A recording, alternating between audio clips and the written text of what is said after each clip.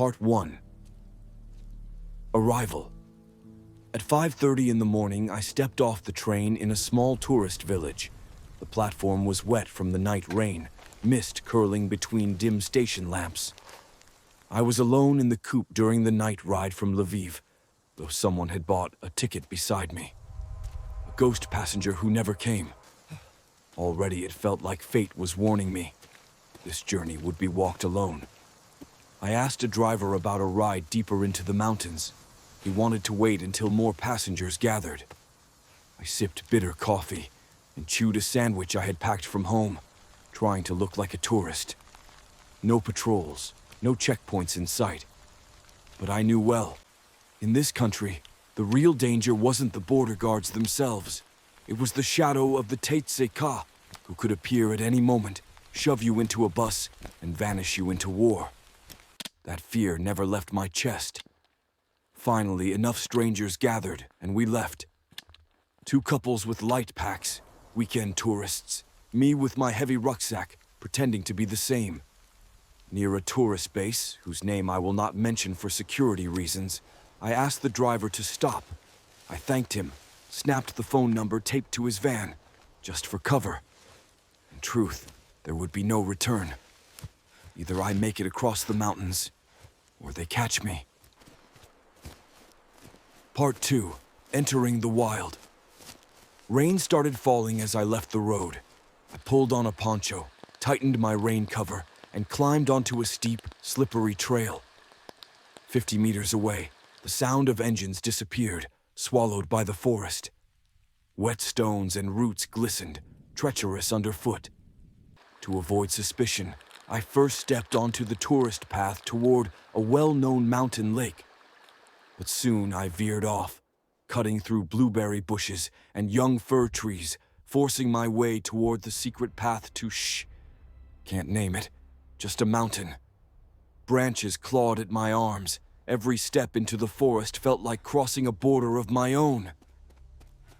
Part 3. Shadows of others. At the ruins of an old tourist shelter, I saw tents scattered in the rain. A girl's voice carried on the wind, talking into her phone. I walked past without slowing.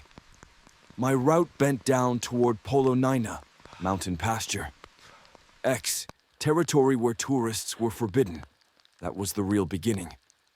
From now on, no trails, only forest. Whenever I had to cross a path, I would do it at a sprint, perpendicular, never pausing. Trails and roads were ambush points.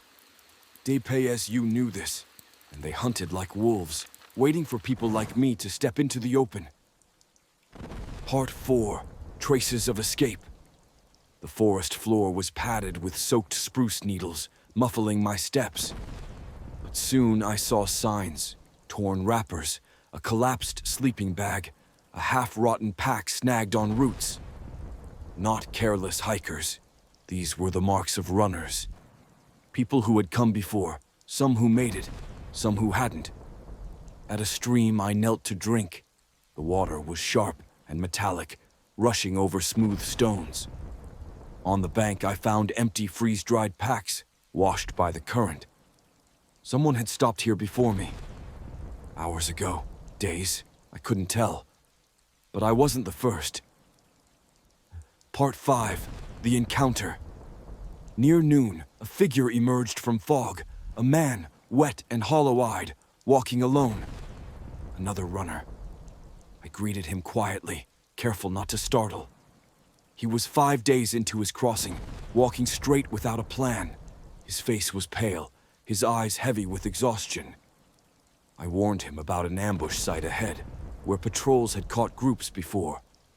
He nodded once, grateful, and we parted. In this forest, distance was safety. The road crossing. Later came the most dangerous moment. Cut through the slope, a road invisible on maps. I froze. Roads were death. Headlights could appear, voices, boots. Heart hammering, I climbed the near slope, sprinted across the exposed cut, boots sliding on wet gravel, scrambled up the far side. My chest burned, but I didn't stop until the trees closed around me again. Only then did I let breath escape. Part 6. Nightfall. By dusk, I had walked nearly 12 kilometers, rain soaking me through. I found cover between two empty tourist trails, hidden from sight. The ground was littered with trash left by others, a silent reminder I wasn't alone. I strung my hammock, stretched a tarp, hung my wet clothes like shadows. Dinner was a freeze-dried pack, washed down with tea and a candy bar.